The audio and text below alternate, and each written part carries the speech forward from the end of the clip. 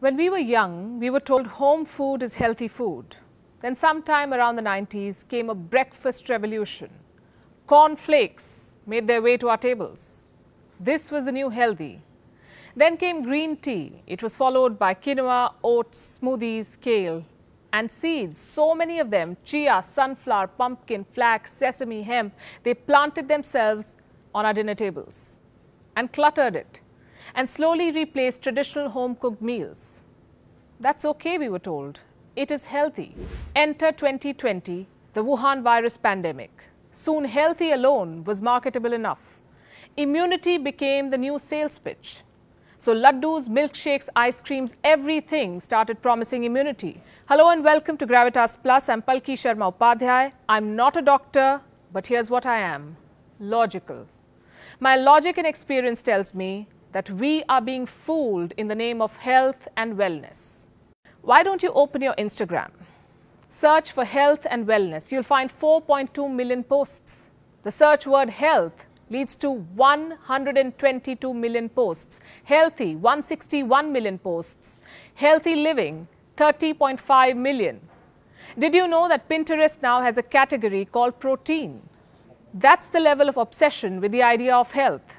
I'm all for being healthy. What I'm against is the flawed idea of health, the one that Instagram teaches us. We are told slim is healthy and healthy is slim. You see, we humans have never been more insecure about our bodies than we are today.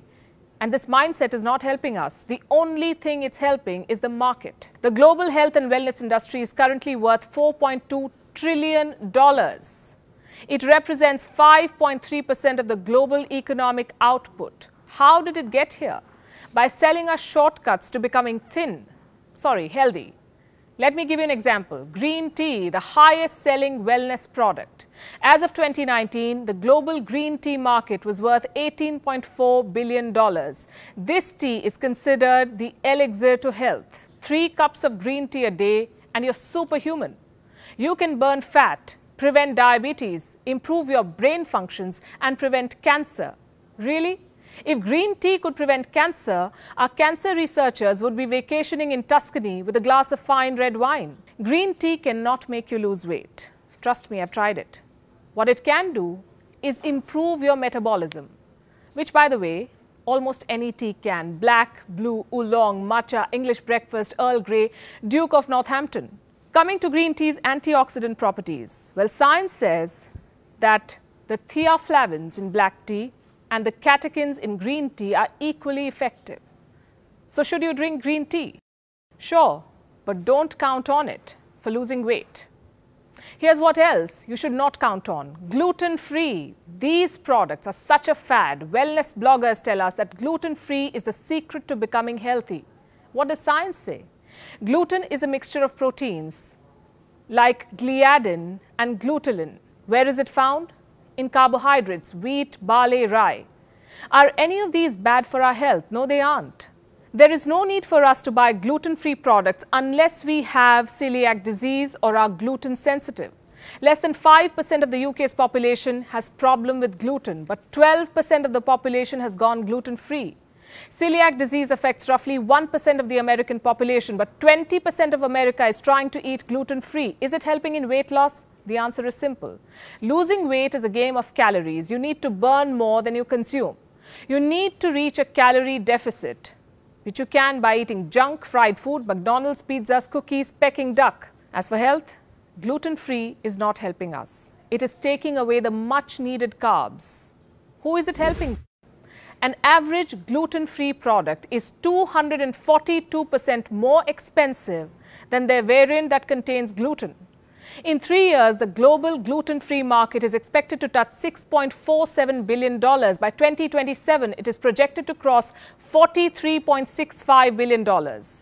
Here's what else is fooling us. These cartons. Most of us have had cow milk all our lives, but now we are being told that cow milk makes us fat. Instagram influencers too are selling this idea. Why? So that these alternatives find a place in your fridge. The global almond milk market is expected to reach $13.3 billion by 2025. Soy milk market, $23.2 billion. Apparently, they're healthier than cow milk. Is there science behind it? Composition-wise, there is no proof that soy or almond milk is healthier than cow milk. When it comes to nutrition density and protein content, cow milk wins the race. Clearly, this is the healthier option. There is no need to pick up that soy or almond milk carton unless you are vegan or lactose intolerant. Here's another product, protein powder. These tubs are as heavy as dumbbell and they cost as much as gold. YouTubers say, go for it. It's worth the investment. Well, they are being paid to say so. But why are we drinking these? What you need to understand is protein powder is a supplement. It comes into play if you fail to reach your daily protein goal. For a woman, it's 46 grams. For a man, it's 56. You can meet this target by eating eggs, nuts, milk, chicken, soy chunks. And even if you do not hit that 46 or 56 gram mark every day of the week, you will not be prosecuted. There is no need to spend a fortune on these protein powders. That is, unless you want to contribute to its $5.28 billion market. Those selling protein powders will not tell you about the risk associated with it. What are its long-term effects? No one knows. These products are too new. Here's what else is not necessarily healthy.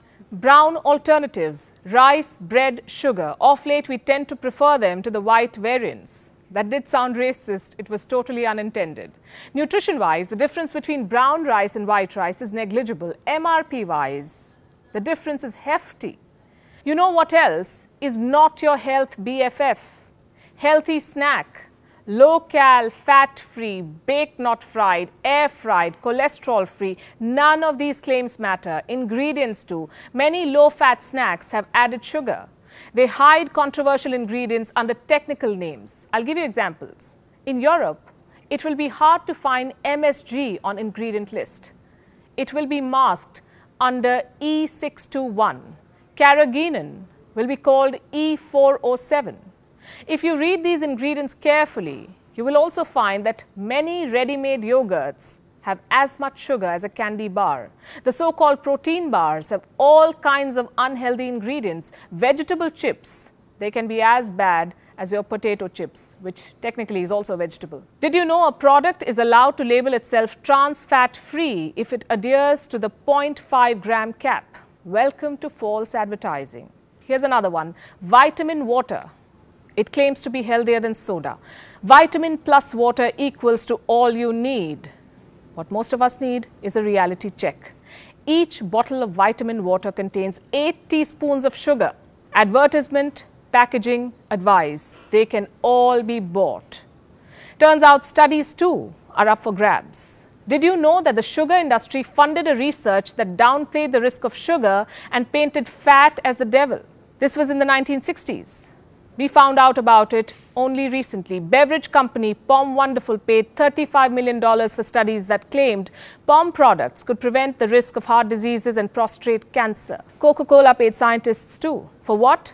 To push the message that exercise was a more effective weight loss tool than cutting down on food and drinks.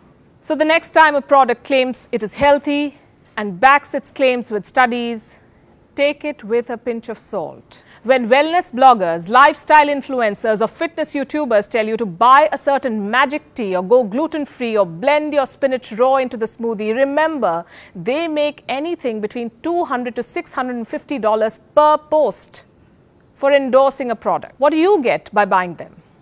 Except maybe develop orthorexia. That's the term for obsession with eating healthy food. You see, social media and its target marketing is a danger to public health. A lot of us have fallen for it. Many of us have recovered. Years of healthy food obsession and spending a fortune later, here's what I have concluded. Home food is health food. Home food is the only tried and tested superfood. If you want to lose weight, aim for a calorie deficit. If you want to be healthy, eat a balanced diet. Remember, food is not your enemy. Self-doubt and false advertising are.